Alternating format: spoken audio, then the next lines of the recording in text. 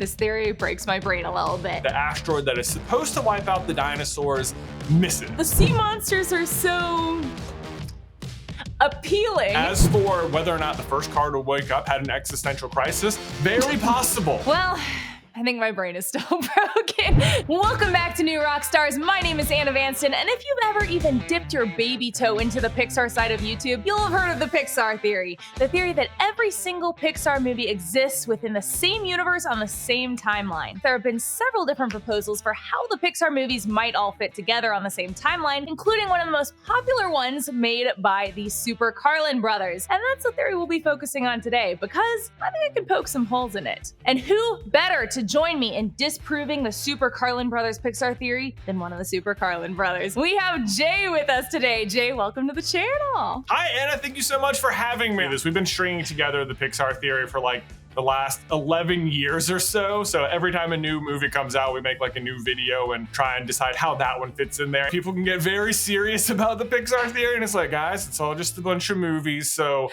how it fits together is really just a fun thing to think about. For me, it's more of like a game at this point. It's a thing for the community to do together to figure out how every single movie is connected. The Easter eggs are there. Like, you can see Riley in Finding Dory. So it's like Inside Out and Finding Dory must take place in the same universe. And then it's like, there's Buzz Lightyear in Finding Nemo. So Toy Story has to take place in the same universe. So some amount of consistency has to exist. It's just figuring out what is the big story. And speaking of, for our audience, be sure to go check out the complete Pixar Theory. 2022 is your most recent one, correct? Yes. Yeah? And while you're also on there, they also cover nerdy fictional stuff, including Marvel, Star Wars, so much more. So, stay a while, kick your feet up. Now, okay, there are three main things that I want to talk about today, just because I keep getting caught up on them. And those points are cars taking place during WALL-E, Luca's ties to the Monsters, Inc. world, and the witch from Brave being Boo. Can we talk? Yeah, absolutely. We can talk about that. I'm not surprised you're bringing up Cars. Cars is definitely the biggest pill to swallow. Big one. I will admit it. But that's okay. That's okay. It still fits. Cars is the one I keep hoping, like, the next movie is going to help me explain Cars. This will be the one. This will be the one that explains. In the meantime, this is the explanation we have. So first off, your timeline states that WALL-E takes place 100 years after when several of the other Pixar movies like Ratatouille and Finding Nemo took place. And already I think of some of the scenes in WALL-E where we see the timeline of the previous captains and like the tape of Hello Dolly, which seem to indicate that the humans used to look like we do in the real world before slowly morphing into the blobular beings that they appear as in the movie. However, obviously this realistic appearance of the humans wasn't in Ratatouille or any of the other movies that would be 100 years prior on the timeline. How could the captain who was captain in 2105 or even Hello Dolly, which have real looking humans, how would that have overlapped with the other movies' timelines? Great question. Also, fantastic use of the word blobular, did you just say? Thank you. It's my word of the day. So I know this is one of the things that when I'm watching WALL-E, it's always like surprising to me that they decided to use like live action people. The way I interpret this is it's more of like an artistic style they were going for, like in the same way that like Turning Red has a different art style than Toy Story, or Luca has a different art style than Ratatouille. Like what they're doing, especially in the more recent movies, is adapting the art style to match the theme of the movie, but that doesn't mean everything doesn't still take place in the same universe, even though like the art changes. So while it's weird to think of like the live action people as being a different art style, that is how I interpret it for the sake of WALL-E. Okay. You're saying that even in Finding Nemo, there might be a copy of Hello Dolly lying around somewhere, but I mean, they look like the Ratatouille people maybe in that one. Yes, absolutely. Yeah, Possibly. Exactly. So yeah, like if Andy was watching Hello Dolly, maybe to him it just looks like the regular Pixar animated people. And just to be clear, according to the Pixar theory, is this planet supposed to be our Earth, but in an alternate timeline? Yes. So the way the Pixar theory kicks off is in The Good Dinosaur, where at the very beginning of the movie, you see that the asteroid that is supposed to wipe out the dinosaurs misses. And so that is sort of like the catalyst for the rest of the changes that we see going forward. Okay, so then I'm not done with cars. We're coming back to cars. Okay. So then the theory also states that cars happen 700 years after the humans leave Earth on the Axiom, and that the cars have come to life using human energy, reanimating in the order they were cared for and taking on their previous owners' personalities. A broad summary, but is there anything important that I missed there? Well, so it's not that Cars is taking place 700 years after the humans leave. It's taking place during the 700 years that they're gone on the Axiom. That they're gone. Yeah. Okay. Well, even still, this theory breaks my brain a little bit. Sure. I mean, okay, one of the cars had to wake up first, right? But in the video, you admit that they still need gas and other car stuff to run. I'm a gearhead. You might be able to tell. I'm super into cars. Yeah, totally. So if this is during the 700 years that the humans are gone, I mean, how did the first car to wake up function? Like, diesel starts to degrade after about a year, right? And also, did this car have an existential crisis seeing all of the other cars laying around inanimate? Like, if they have their owners' memories and thoughts, that's like waking up and seeing everyone dead on the ground, to be morbid. Sorry. Yeah, those are two very good points. So as far as like the fuel and stuff, like we have to remember that they're apparently waking up in a world where like the axioms existed. So it's a world where technology has advanced a little bit further than we have here in the real world. At the end of WALL-E, when the axiom returns from like deep space to Earth, like however far away it is, it gets back within like seconds. So the kind of fuel available to the planet Earth when they left is better than what we know it to be now. So that's my explanation for how the fuel hasn't like degraded or something like that. As for whether or not the first car to wake up had an existential crisis,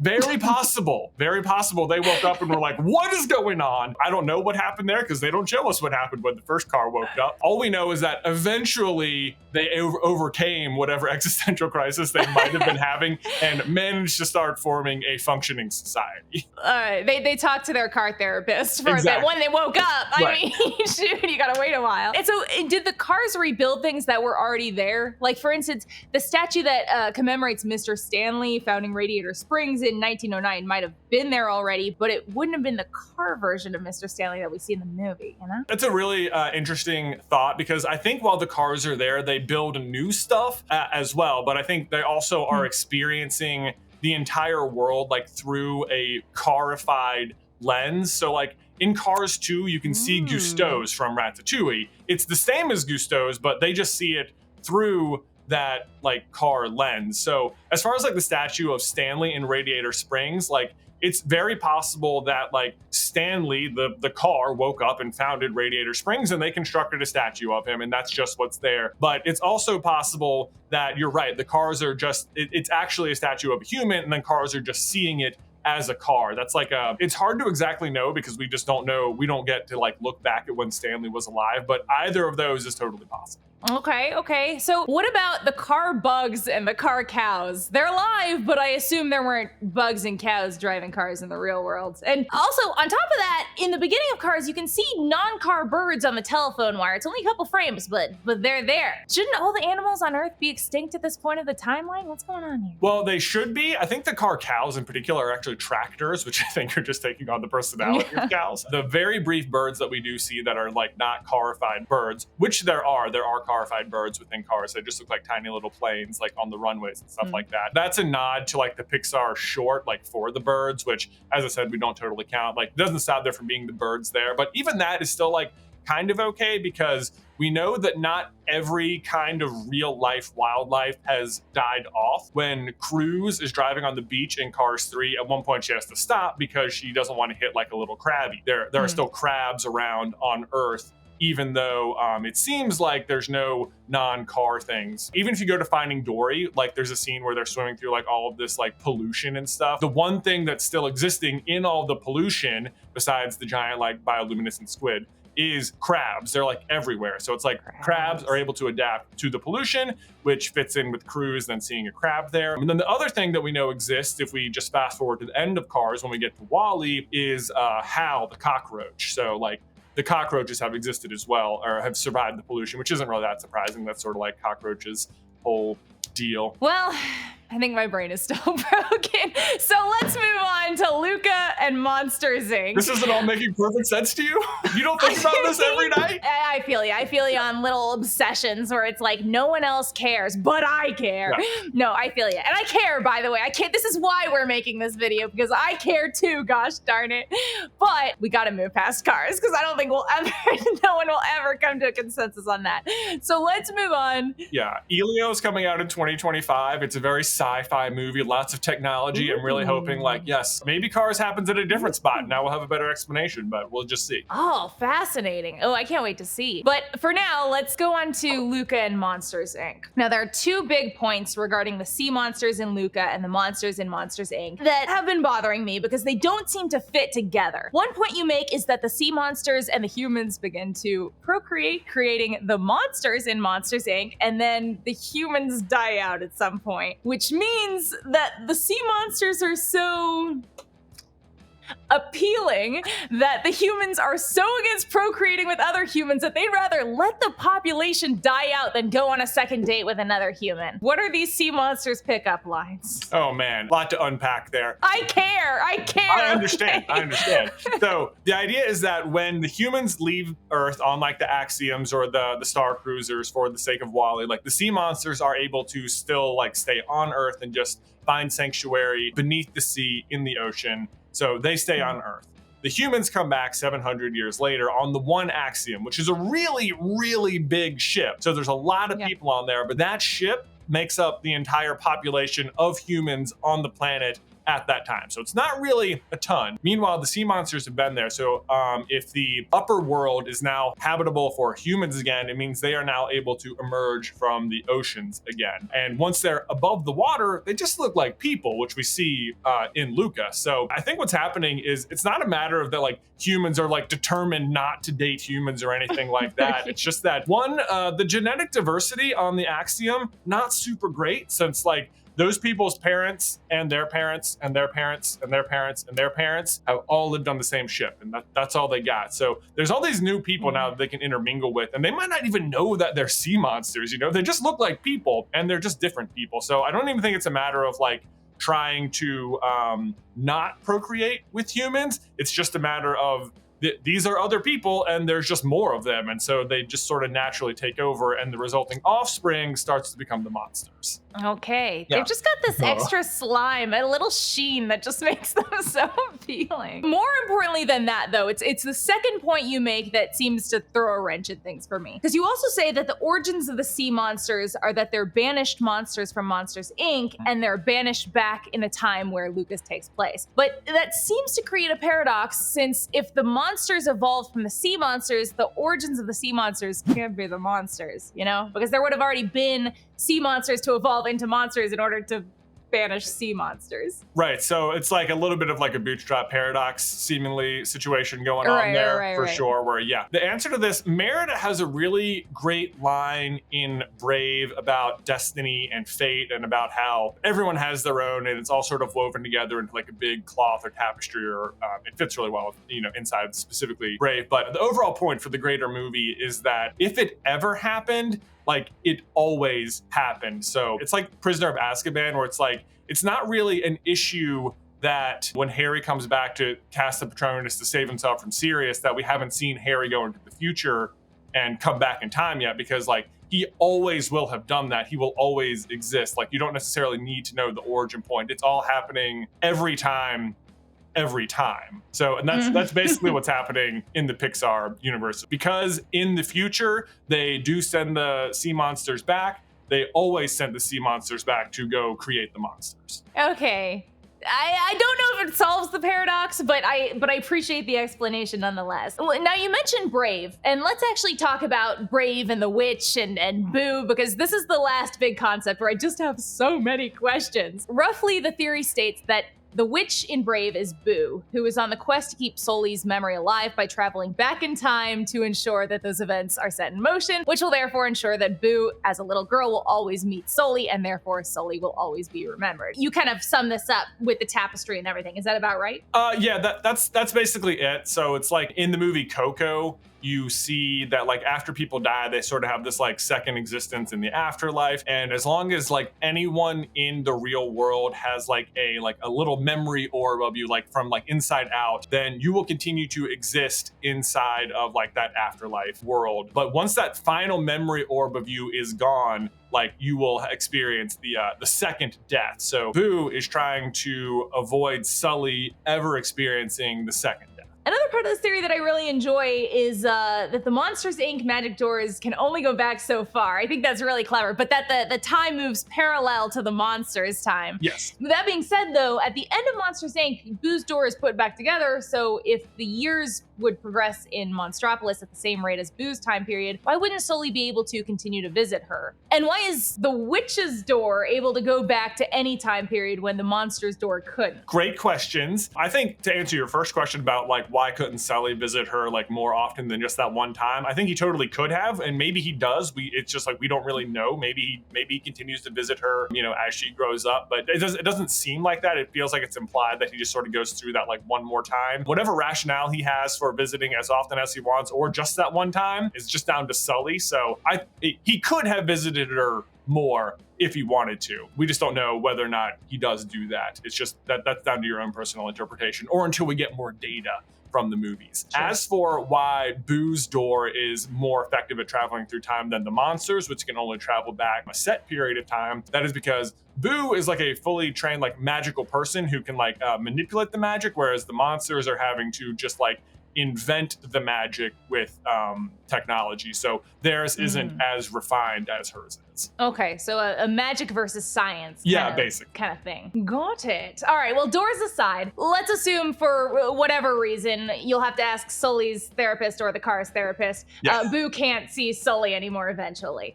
But if the event of her meeting Sully already happened, she shouldn't have to like go back in time and ensure it happens again, right? Because even if we assume that her going back and quote-unquote reintroducing her younger self to Sully makes a difference, Boo at her current old age will eventually die no matter how much she time travels. So wouldn't it be more effective to teach a new little kid about Sully rather than time traveling back to the same time period until she eventually passes? You bring up some excellent points, and it really might have been great if Boo knew you. That may indeed have been a more effective plan. It is not for me to comment on why she determines that is the correct course of action. That's up to her. All I can do is connect the dots based on what she did decide to do, even if there were clearly better options at her disposal. Wow, you really said sucks to suck, huh? Yeah. You really said it. How that girl have magic? Where'd she learn that magic from?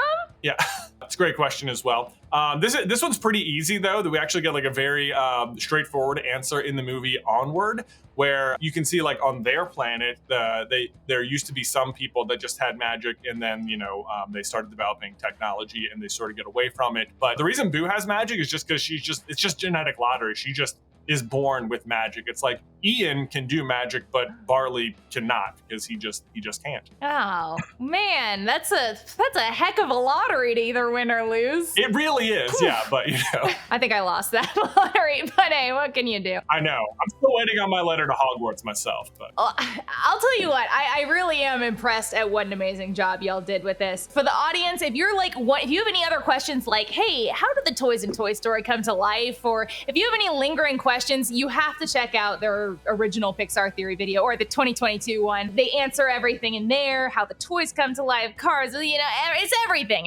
Be sure to go watch that. And I'll tell you what, I am highly anticipating seeing the next version of this timeline you put together and seeing if maybe anything changes. Now, you mentioned this Pixar movie coming out in 2025. We know that Inside Out 2 is coming out and Toy Story 5 eventually. Yep. Do you have any ideas how the one that you mentioned is going to fit into the timeline swirling around? Maybe? How Elio in 2025? It would be great. It would be so validating if somewhere. So what happens is like Elio is this little boy and he gets abducted onto this like alien spaceship, and they think he's like the leader of Earth, and he gets to like interact with this like the Communiverse, I think is what they call it. And it would be so great, so great if somewhere in the Communiverse there was any character from Onward that like they had also picked up from another planet, and that like just doesn't have to have a part, just in the background. That's what I'm hoping for, is that there's any nod to Onward in the Communiverse. That's what I really want. That would be like, yes, we got it. Ooh, I'll cross my fingers for you. I want Lightning McQueen on that ship is what That's I right. Yeah, that's right. I want to see a moving car on that ship that comes down. It's like, oh, that's how the cars got there. Well, Jay, thank you so